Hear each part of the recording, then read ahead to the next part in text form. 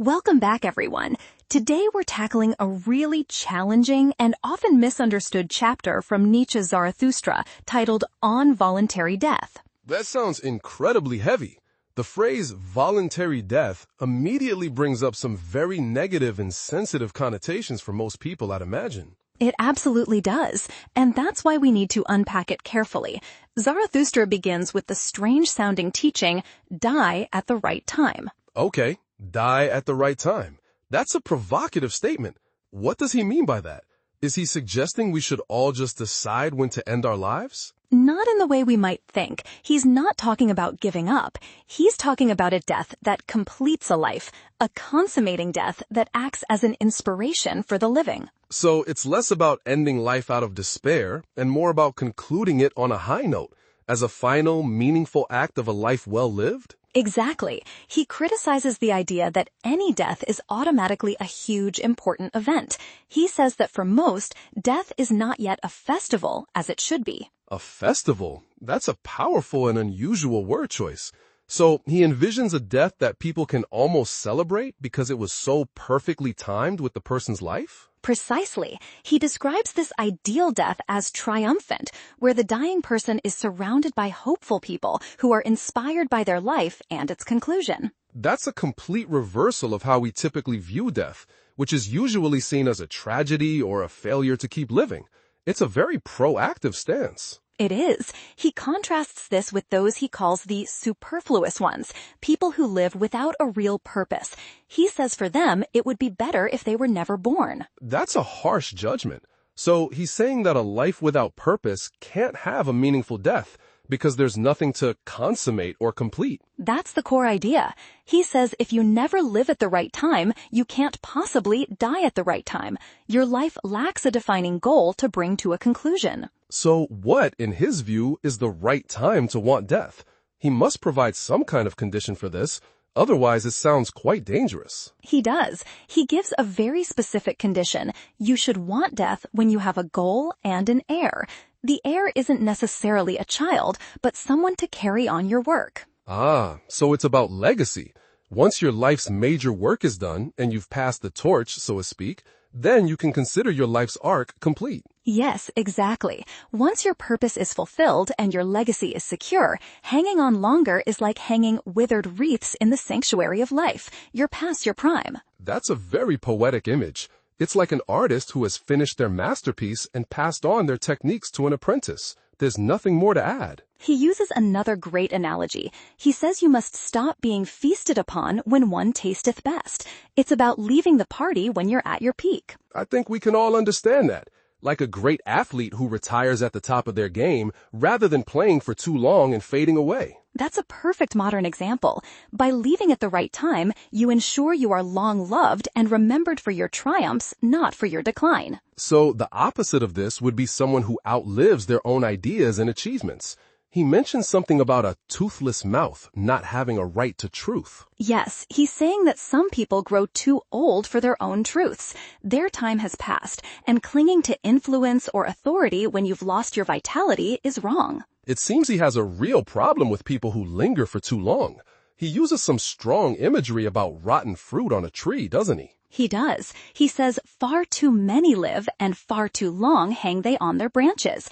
He wishes a storm would come and shake all the rottenness from the tree of life. And he calls for preachers of speedy death to be these storms.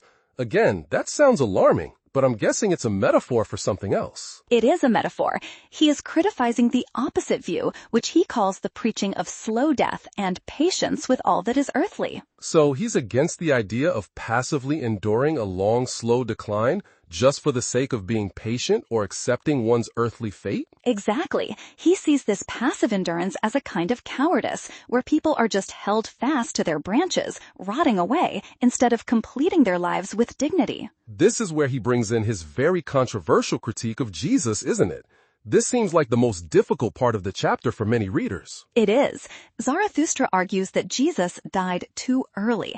He claims that Jesus was still immature and hadn't fully developed his philosophy. Immature? In what sense? He sees Jesus as someone who hadn't figured things out yet, even though he's a central figure of Western religion? Correct. He says Jesus only knew tears, sadness, and hatred for his enemies. He was still a youth, and immaturely loveth the youth, and immaturely also hateth he. So Zarathustra's point is that if Jesus had lived longer, he might have developed a more mature, life-affirming philosophy, one that included laughter and love for the earth? That's his radical claim. He says Jesus would have disavowed his doctrine had he reached a more mature age, because he was noble enough to admit he was wrong. Wow. So he's using Jesus as the ultimate example of someone who did not die at the right time, because his life's work was, in Nietzsche's view, incomplete and immature. Yes, it's a powerful and provocative example to illustrate his point about the importance of timing and maturity in both life and death. So let's bring this back to the positive ideal. What does a good death ultimately accomplish? According to Zarathustra, what is its purpose? Its ultimate purpose is that your dying may not be a reproach to man and the earth. It shouldn't be a sad, pathetic end, but a final gift. A gift? How can death be a gift? What does that look like in practical terms for the people who are left behind? He says your spirit and virtue should shine like an evening afterglow around the earth.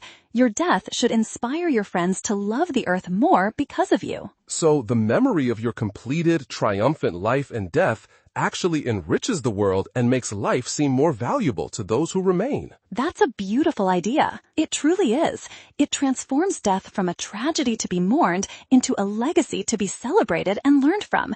It's a profoundly life-affirming concept. And he brings this all back to himself at the end, right? He positions himself as someone who will live by this philosophy. He does. He says he has a goal, which he calls his golden ball, and he's now thrown it to his friends, who are the heirs to his goal. So he's basically saying, I've done my work, I've passed on my ideas, and now I am free to prepare for my own consummating death. That's it exactly. He is modeling the very behavior he preaches, providing a final lesson for his followers on how to live and die with purpose and dignity. It really reframes the entire conversation. It's not about giving up, but about fulfilling your purpose so completely that death becomes the final perfect chapter. Yes, a free for death and free in death.